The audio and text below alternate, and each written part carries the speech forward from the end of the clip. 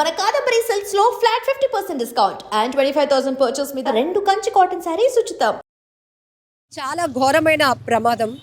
ప్రస్తుతం మనం విశాఖలోని ఊర్వశి బస్ స్టాప్ వద్ద ఉన్నాం. ఇక్కడ వెనకాతల ఉన్నటువంటి ఆ దృశ్యాలు కూడా నేను చూపించలేను, ఎందుకంటే 15 నెలల బాబు. ఆ ఫోటో చూస్తే ఎంత ముద్దుగా ఉన్నాడు.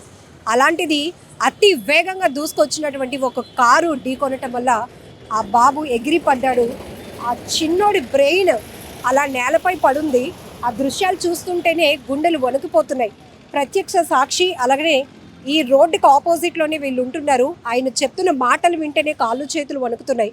అతి వేగం వల్ల పిట్టల్లా రాలిపోతున్నారు మనుషులు. క్షణాల్లో కళ్ళు మూసి తెరిచేలోపే, అంటే రెప్పపాటున మనుషుల ప్రాణాలు ఇంత ఈజీగా రోడ్డు ప్రమాదాల్లో పోతున్నాయంటే ఊహించడానికే చాలా కష్టంగా ఉంది.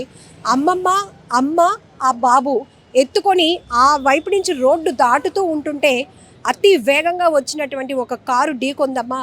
అతను కన్నీళ్ళు పెట్టుకుంటూ ఇప్పటి వరకు నాకు చాలా ఎక్స్ప్లెయిన్ చేశారు. ఇలా జరిగింది తల్లి, ఆ చిన్న బాబు బ్రెయిన్ ఇక్కడే పడిపోయింది, అది చూడ్డానికే వణుకు పడుతోంది అంటున్నారు. అసలు ఏం జరిగింది ప్రమాదం గురించి ఒకసారి సార్ మీరు చెప్తుంటేనే భయం వేస్తోంది. ఎందుకంటే చిన్న బాబు అంటే చాలా బాధగా ఉంది. అది కూడా 15 నెలల బాబు అంటున్నారు. ఏం జరిగింది సార్? ఎన్ని గంటలకి ప్రమాదం జరిగింది? అరౌండ్ 7:30 అవుతుంది అమ్మ టైము. మేము రోడ్డు అవతల ఉన్నాము, వాళ్ళు రోడ్డు దాటుతారు, మేము చూసాము. ఇక్కడ దిగాక ఒక పెద్ద సౌండ్ వచ్చింది, అంటే ఒక టైర్ పేలితే ఎలా సౌండ్ వస్తుందో ఆ సౌండ్ వచ్చింది. నేను వెంటనే పరిగెట్టి రోడ్డు దాటి వచ్చేసరికి ఆ తల్లి ఆ బాబుని తీసుకుని ఎత్తుకొని నన్ను చూసింది. బాబు హాస్పిటల్ తీసుకెళ్ళి బాబు అంటే తెలిసిన వాళ్ళు, నేను ఈ ఏరియాలో కొద్దిగా వార్డు మెంబర్ కాబట్టి నాకు అంతా తెలిసిన వాళ్ళు తీసుకెళ్ళి బాబు. నేను ఆవిడ చూస్తాగా నేను పక్కన చూస్తే ఆ బాబు బ్రెయిన్ పడి ఉంది పక్కన. నేను గ్రహించాను ఆ బాబు ఇంకా లేడు, కానీ ఆ తల్లికి నేను చెప్పలేకపోయాను. సరే హాస్పిటల్ చూడలేదమ్మా. ఆవిడ బాబుని ఎత్తుకొని బ్లీడింగ్ అయిపోతుంది, మొత్తం బ్లీడింగ్ అవుతుంది. ఆ బాబుని ఎత్తుకొని నేను హాస్పిటల్ తీసుకెళ్ళమని చెప్పాను. బట్ ఏమి వెహికల్ దొరకకపోతే ఒక్క రోడ్ బండి మీద తీసుకెళ్ళిపోయాడు. ఇమీడియట్గా తీసుకెళ్తే వెంటనే కేజీకి తీసుకెళ్ళిపోమన్నారు. డాక్టర్ గారు కూడా చెప్పారు, మీకు తెలుసు కదా అజయ్ గారు, మేము చెప్పలేము తల్లి గారికి, ఆ బాబు చనిపోయాడు. ఇమీడియట్గా కేజీకి పట్టుకెళ్ళారు. కారు ఆపలేదమ్మా. కారు దిగగానే అబ్బాయి గుద్దాక ఆ బాబు చేతిలోంచి కింద పడిపోయాడంట. కారు ఆపితే బాబు బతికినేమో, కారు మూవ్ అయ్యే వల్ల బాబు తల నుంచి వెళ్ళిపోవడం, వాళ్ళ అమ్మగారు కూడా దెబ్బలు తగిలాయి. ఆ బాబు చనిపోవడం, ఆ తల్లి తెలియకపోవడం. ఇమీడియట్గా మేము చేసాము. వాడు అటు ఇటు తిరిగాడు, కానీ ఆపగలిగారు. ఇందులో స్థానికుల సపోర్ట్ చాలా ఉంది. ఇలా అందరూ కేకలు పెట్టేటప్పటికి అలర్ట్ అయ్యి కారు ఆపగలిగారు. నిజంగా ఇంకా మానవత్వం ఉన్నదానికి ఇది ఉదాహరణ అమ్మ. నిజంగా ఎంతమంది యువకులు పరిగెట్టి కొందరు బళ్ళతో కొందరు పరిగెట్టి వెళ్ళి ఊర్వశి థియేటర్ దాటేశాడు ఆయన. అక్కడ చేసి ఆయన పట్టుకొని నా కారులో 4-5 ఉన్నారంట. వాడు ఆల్ ఎస్కేప్. ఒకరిని మాత్రం పట్టుకున్నారు. పట్టుకొని వాడిని నిజంగా పోలీసు వాళ్ళు కనుక చంపేస్తారేమో. వాళ్ళు ఎస్కేప్ అంటే వాళ్ళకి తెలిసింది ఒక రోడ్ యాక్సిడెంట్ అయ్యింది, మా కారు ఒకరిని పగిలిపోయిందమ్మా. వాళ్ళ గ్లాస్ ఫ్రంట్ డోర్ పగిలి ఉంది. అంటే వాళ్ళు ఎంత ఆడిగా గుద్దులో వాళ్ళకి అర్థమైంది. సో నిర్లక్ష్యపు డ్రైవింగ్ ఎవడో వాడు ఏపీ నెంబరే ఉన్నది, నేను తమిళనాడు అని చెప్తున్నాడు. వాడు తమిళ్లో కూడా మాట్లాడుతున్నాడు. ఓ 20-25 ఉంటుంది అమ్మాయి అరౌండ్. యువకులేనమ్మా లోపలంతా కూడా, అమ్మాయి కూడా ఉంది, యువకులు. నాకు మిగతా వాళ్ళు చెప్తున్నారు లోపల లేడీ కూడా ఉంది సార్. సీసీ కెమెరా తీపిస్తే 100% మనం దొరుకుతారు వాళ్ళు ఎవరో. బట్ వాళ్ళు దొరికారు. పోలీసు వారు తక్షణమే స్పందించారు.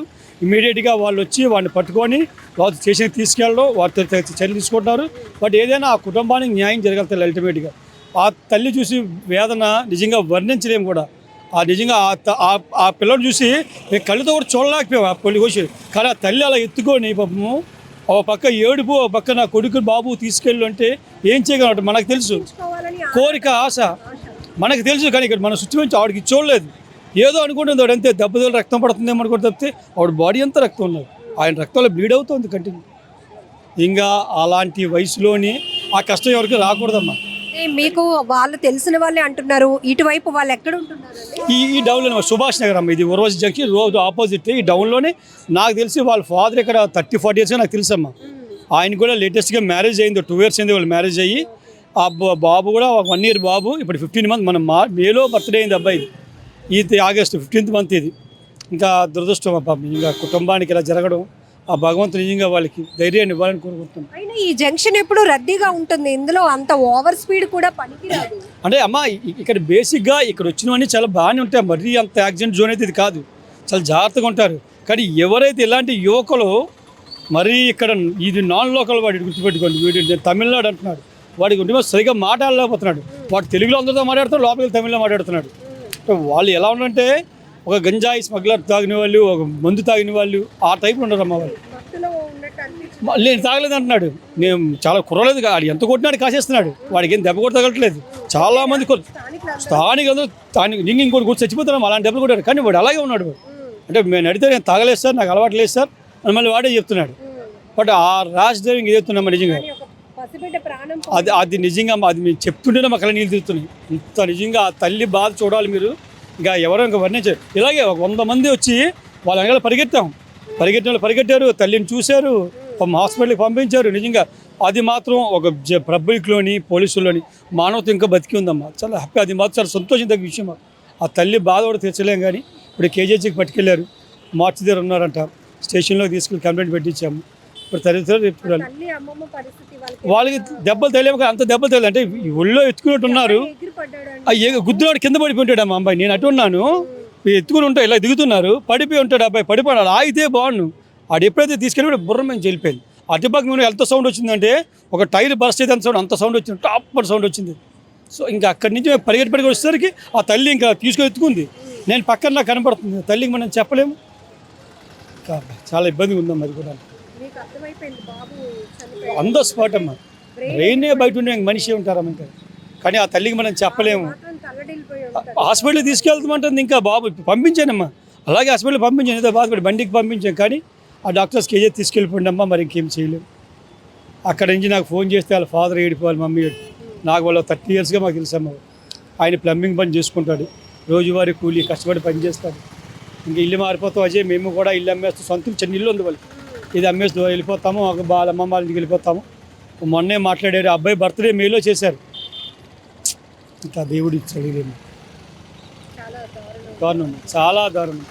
ఇలాంటి రోడ్డు ప్రమాదాలు చూసినప్పుడు క్షణాల్లో కనబడిన వాళ్ళు అంతలోనే మాయమైపోతున్నారా అనే ఒక బాధ, ఆ దుఃఖాన్ని వర్ణించలేం మనం. అది కూడా మరియు ఐ విట్నెస్గా చూసినట్టు ఉన్న పరిస్థితులు ఎట్లా? నేను అదే అంటున్నామా, మీకు నేను చెప్తేనే మీకు ఎంత బాధ ఉంది. ఆ కండిషన్ మేము చూసాము అక్కడ.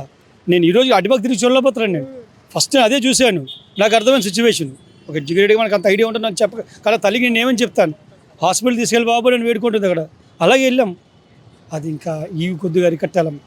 ఎన్ని జాగ్రత్తలు తీసుకున్నామా, తప్పు. ఎందుకంటే పోలీసు వారు వాళ్ళు ఇక్కడ ఎప్పుడు నాకు ఇక్కడ చేస్తున్నారు. అది ఇక్కడే వాళ్ళు కేసు కూడా రంగడు ఇక్కడే పెడతారు, వాళ్ళు కూడా ఈ జంక్షన్ ఎక్కువ పెడతారు, వాళ్ళు కూడా అరికెడుతున్నారు.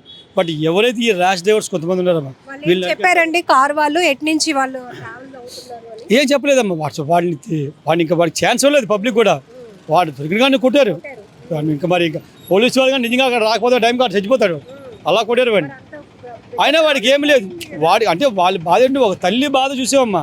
ఇప్పుడు వాడు ఎంత ఎదవ అంటే ఆపడే మేము పెద్దగా ఏమన్నా పోదాం. ఇంత బుర్ర అంత సౌండ్ వచ్చా కూడా అంత దూరం వెళ్ళిపోయాడు వాడు. ఆల్మోస్ట్ 1 కిలోమీటర్ ట్రావెల్ చేసాడు వాడు దగ్గర నుంచి. అక్కడికి వెళ్ళి వాడిని పట్టుకొని వాళ్ళ అక్కడికి వెళ్ళాను. నేను అందరూ హోల్డ్ చేసి పట్టాను వెళ్ళేసరికి. నేను ఎందుకంటే బండి వేసుకొని వెళ్ళాను, ఆపి లక్కీగా నేను అక్కడే ఉన్నారు పాపం. ఆయనే పాపం ఇన్ని పాపం ఆపడం కదా, ఈయన పాపం చాలా దెబ్బలు తగిలి, ఈయనకి దెబ్బలు తగిలాయి. అంటే పబ్లిక్ని పాపం చంపేస్తారేమో. అక్కడే ఉన్నాను పాపం, ఆయన అక్కడే ఉన్నారు పాపం. చాలా ఇబ్బంది. ఎంతమంది ఉన్నారు సార్ కార్లోని ఆ టైంలో? ఆ టైంలో చూడలేదండి. క్యాచ్ చేసినప్పుడు అంటే పబ్లిక్ అందరూ చాలా హెల్ప్ చేసి పారిపోతున్నాను ఆపి చాలా బాగా చేశారు. నేను మాట్లాడకూడదేమో అని. కానీ ఇక్కడ ఇంత ఘోరం జరిగిపోయింది, చాలా దారుణం. మాట్లాడకూడదేమో అని. సో ఇక్కడ తన కళ్ళెదుటే జరిగిన రోడ్డు ప్రమాదం గురించి చెప్తుంటేనే ఆయన గుండెలు వణుకుపోతున్నాయి, నా కళ్ళల్లో నీళ్లు తిరుగుతున్నాయి. ఇక్కడ అందరూ కూడా ఇంత ఘోరంగా జరిగిందా ప్రమాదం అని. అది కూడా కరెక్ట్గా 7:30 ప్రాంతంలో జరిగింది. మేము ఈ ఇంటి ఎదురుగుంటానే ఉంటామమ్మా, వాళ్ళు ఇలా రోడ్డు క్రాస్ చేస్తున్నారు. ఈ డౌన్లోనే సుభాష్ నగర్లో ఆ ఫ్యామిలీ ఉంటుంది, అమ్మమ్మ కంచరపాలెంలో ఉంటున్నారట. సో మేబీ ఆటో ఎక్కడానికి వెళ్తూ ఉండొచ్చు. సో ఇక్కడ ఇది బస్ స్టాప్, ఊర్వశి జంక్షన్లో ఉన్నటువంటి బస్ స్టాప్.